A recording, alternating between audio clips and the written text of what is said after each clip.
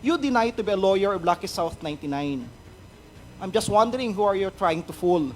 We are not actually born yesterday, Secretary. Sa tingin mo po ba kaya mong paikutin ang mga tao sa hearing na ito kasama ang sambayan ng Pilipino? That's not the way to treat a resource person of this House. At least when I was a member of this House, we never treated resource persons in that way. I resent that for the record, Mr. Chairman. Attorney Harry Roque, our former secretary, and my former professor, law professor, lied to this committee. And that amounts actually to disrespect on the members of the committee, which is contemptible under Section 11E of the Rules of the House of Representatives on inquiries in aid of legislation.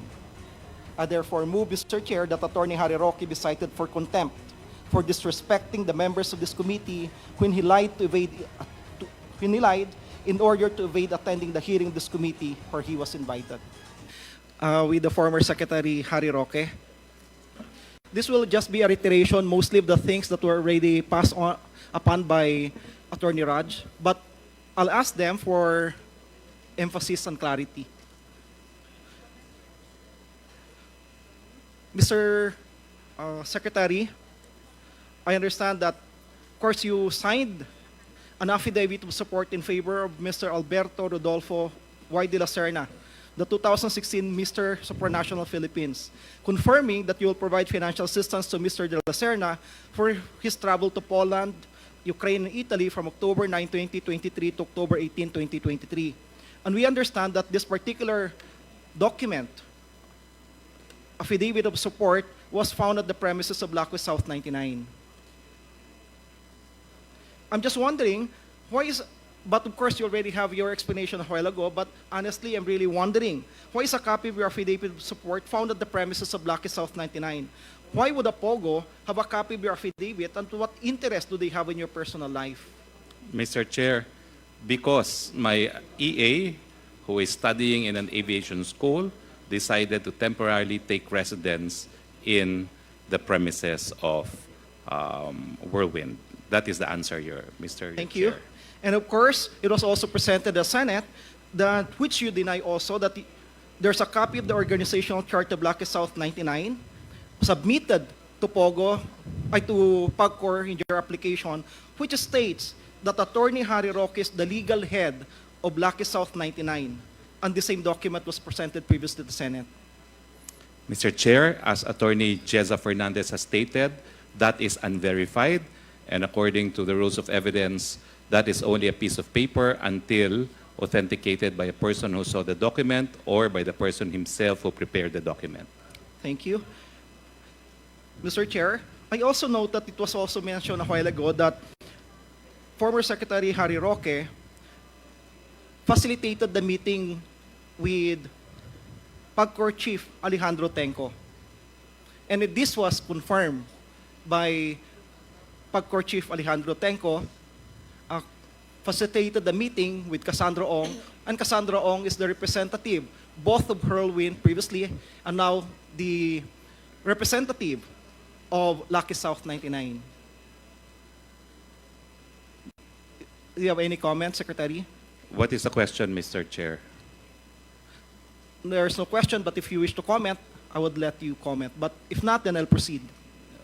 And it was mentioned, nabanggit po ni PAGCOR Chief, na nakiusap po kayo kung pwedeng bigyan ng pagkakataon ng Lucky South 99 na mabayaran ng kailang arrears.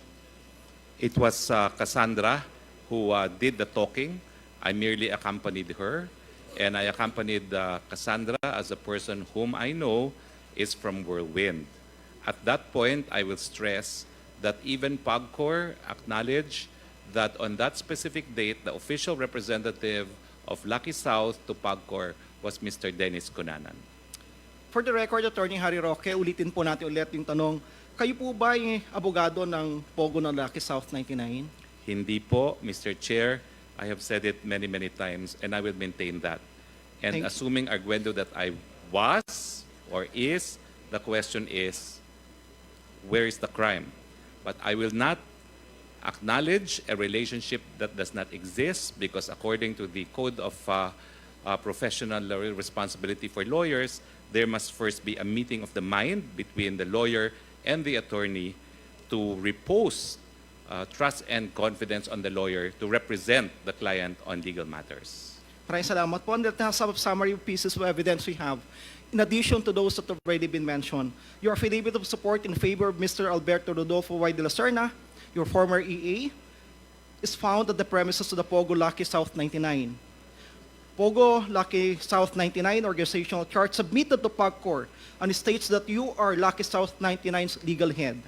You went to you facilitated a meeting of Lucky South 99 with the PAGCOR chief, Tenko, and you were with Cassandra Ong and requested for Lucky South 99 extension of payment of its arrears. And yet, Secretary Roque, you deny to be a lawyer of Lucky South 99.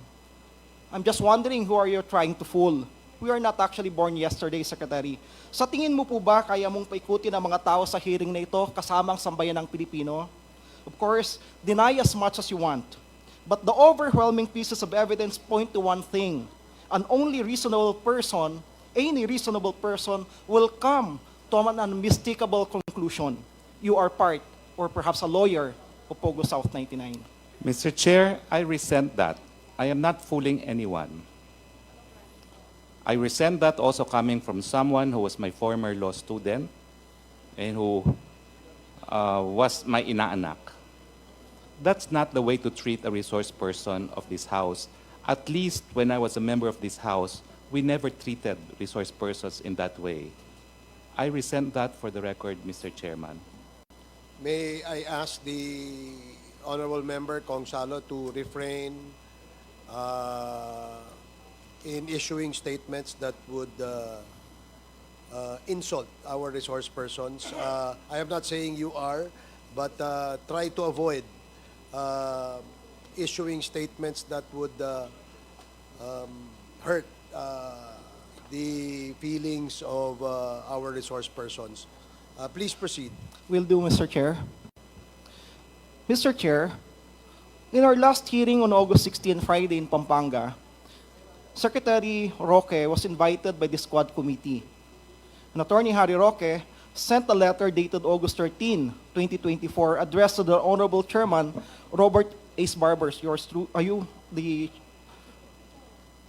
lead chairman? Informing Chair Barbers that he will not be able to participate in the said meeting due to a conflict with the previously scheduled court hearing before the Regional Trial Court of Manila on 16 August 2024, the same date of our Quad Committee hearing. I have here a copy of that particular letter. Mr. Chair, we have also in receipt here a copy of certification from Attorney Jennifer H. de la Cruz, Buendia, Clerk of Court and ex officio Sheriff of Manila, RTC Manila, stating that Attorney Harry Roque has no hearing on August 16 and did not appear in the courts of Manila on said date. Mr. Chair, I hate to say it, but clearly, Attorney Harry Roque, our former secretary, and my former professor, law professor, lied to this committee. And that amounts actually to disrespect on the members of the committee, which is contemptible under Section 11E of the Rules of the House of Representatives on inquiries in aid of legislation. I therefore move, Mr. Chair, that Attorney Harry Roque be cited for contempt for disrespecting the members of this committee when he lied in order to evade attending the hearing of this committee where he was invited. So move, Mr. Chair.